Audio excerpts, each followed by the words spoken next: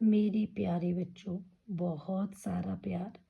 पिछले वीडियो में हमने कक्षा तीसरी की वाटिका पुस्तक से रसगुल्ले की जड़ पाठ पढ़ा था। अब हम इसका अभ्यास कार्य करेंगे। इसके अभ्यास कार्य में हमारा पहला प्रश्न है, व्यापारी कहाँ से आया था? तो बच्चों, व्यापारी कहाँ से आया था? व्यापारी ईरान से आया था। रसोइये ने अतिथि के लिए मीठे में क्या बनाए? रसोइये ने अतिथि के लिए मीठे में रसगुल्ले बनाए। तेनालीराम ने कटोरे में क्या रखा था? तेनालीराम ने कटोरे में गन्ने की जड़ को रखा था। अगला प्रश्न है, पाठ के अनुसार सही या गलत लगाए। रसोइये ने मीठे में गुलाब जामुन बनाए। तो बच्चों, रसोइये ने मीठे में क्या बनाया था?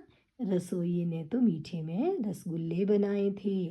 तो यह हमारा गलत है। तेनालीराम ने एक दिन का समय मांगा। जी हाँ, तेनालीराम ने एक ही दिन का समय मांगा था।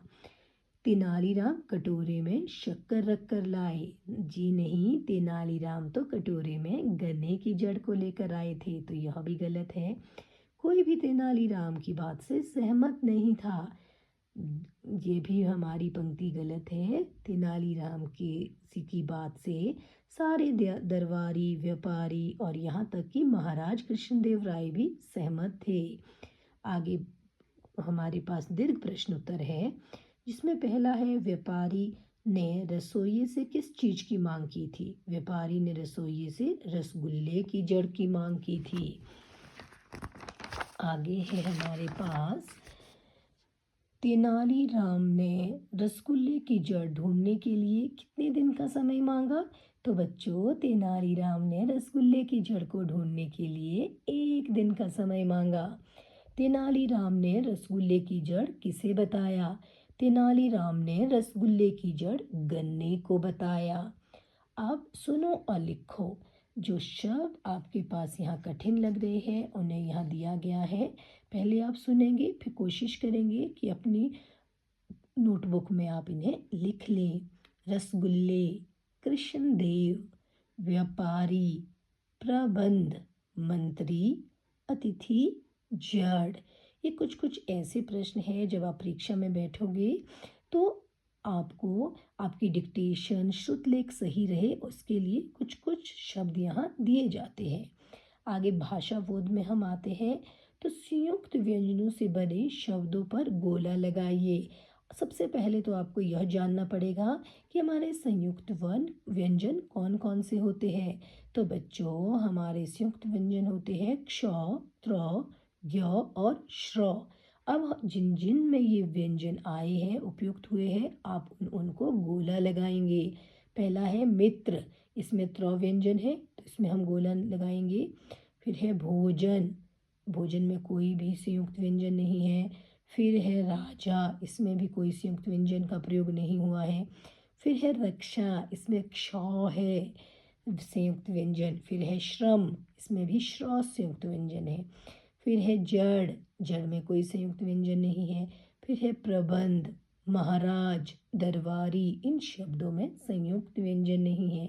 फिर है छात्रा, तो जैसे मित्र में त्र है, यहाँ छात्रा में भी त्र है, यह भी संयुक्त व्यंजन का प्रयोग हुआ है, तो इसमें भी हम गोला लगाएंगे।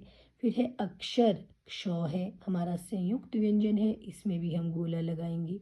आगे शब्द है ठहाका, शहर, कपड़े, सुबह, इनमें कोई संयुक्त व्यंजन नहीं प्रयुक्त हुआ है।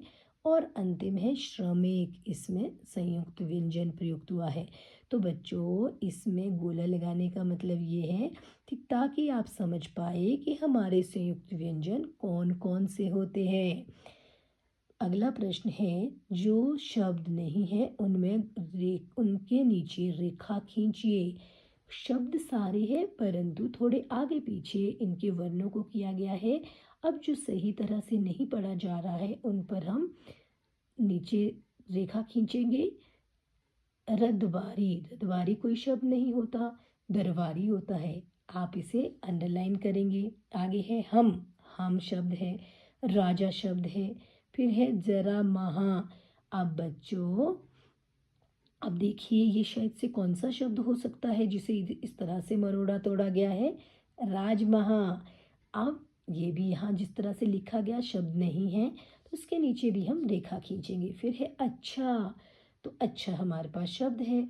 फिर है हसुब, तो बच्चों हसुब जैसा तो कोई शब्द नहीं होता, तो आप बता सकते हैं ये कौन सा शब्द है?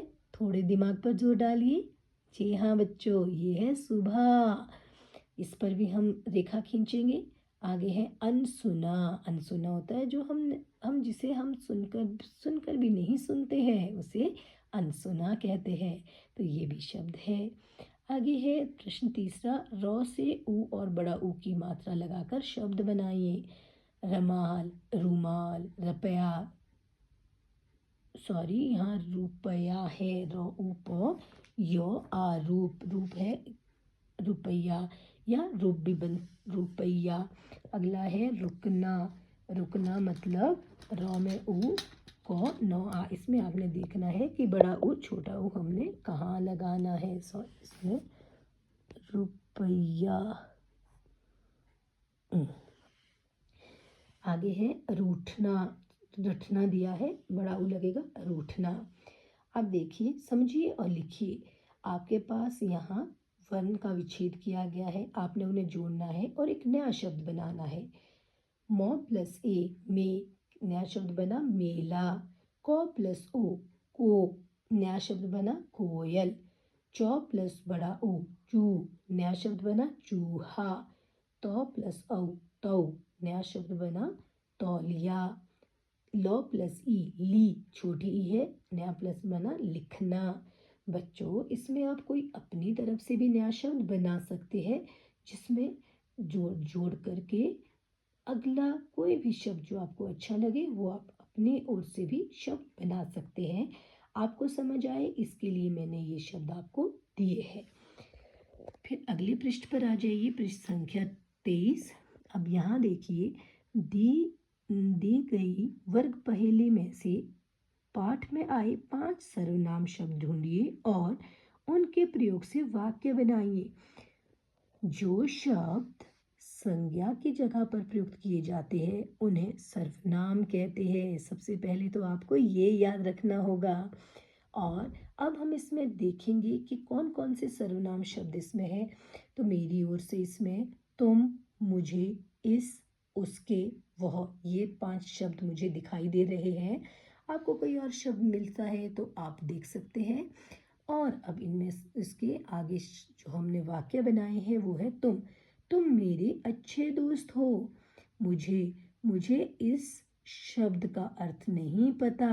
उसके उसके पास बहुत सारी किताबें हैं। वह मेरा सबसे अच्छा दोस्त है। इस कमरे में बहुत गर्मी है। तो बच्चों आप ये शब्द मैंने इसके वाक्य बनाए हैं। आप चाहो तो अपनी ओर से भी इसके वाक्य फ्रेम कर सकते हैं। आगे है, तेनालीराम के अनुसार सभी मिठाइयों की जड़ गन्ना है। आप जो रोटी खाते हैं उसमें भी कोई जड़ होगी। सोचकर 2-3 वाक्य लिखिए। तो बच्चों सुबह सुबह हमारी माँ हमें रोटी देती है, तो क्या आपने कभी सोचा है कि उस रोटी की जड़ क्या होती है?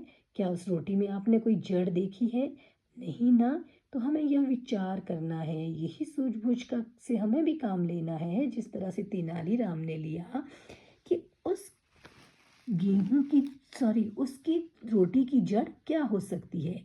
तो इसका उत्तर क्या है? जैसे मिठाइयों की जड़ गन्ना है वैसे ही रोटी की जड़ गेहूं है। बच्चों आपने कभी गेहूं का खेत देखा है? जिसने देखा है उसे याद आ गया होगा। किसान मेहनत से खेत में गेहूं उगाता है। गेहूं को पीसकर आटा बनता है और उसी आटे से रोटी बनती है। तो बच्चों रोटी की जड़ इस तरह से क्या हुई? रोटी की जड़ इस तरह से गेहूं है। अब आगे आते हैं। आपके पास यहाँ कुछ पिक्चर्स दी गई है जिसमें हम देखेंगे कि ये कहाँ कहाँ की मिठाइयाँ हैं। और अब प्रश्न पढ़ते हैं। सबसे पहले, रसगुल्ला बंगाल की प्रसिद्ध मिठाई हैं। यहाँ कुछ मिठाइयों के चित्र दिए गए हैं। बताइए ये मिठाइयाँ कहाँ कहाँ प्रसिद्ध है। तो बच्चों सबसे पहले मिठाई का चित्र जो है हमारे सामने आ रहा है स्क्रीन पर, वो है बालूशाही। बालूशाही कहाँ की प्रसिद्ध मिठाई है? बालूशाही बिहार और उत्तर प्रदेश इन दोनों राज्य की प्रसिद्ध मिठाई है। अगला है घेवर। घेवर राजस्थान की प्रसिद्ध मिठाई है।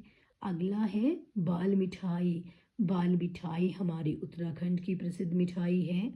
अगला है मोदक। मोदक तो महाराष्ट्र की प्रसिद्ध मिठाई है। और अंतिम है मैसूर पाक। मैसूर पाक कर्नाटक की प्रसिद्ध मिठाई है। तो बच्चों यह हमारा पाठ यहीं पर समाप्त होता है। आप अच्छे से रिवाइज कीजिए। धन्यवाद।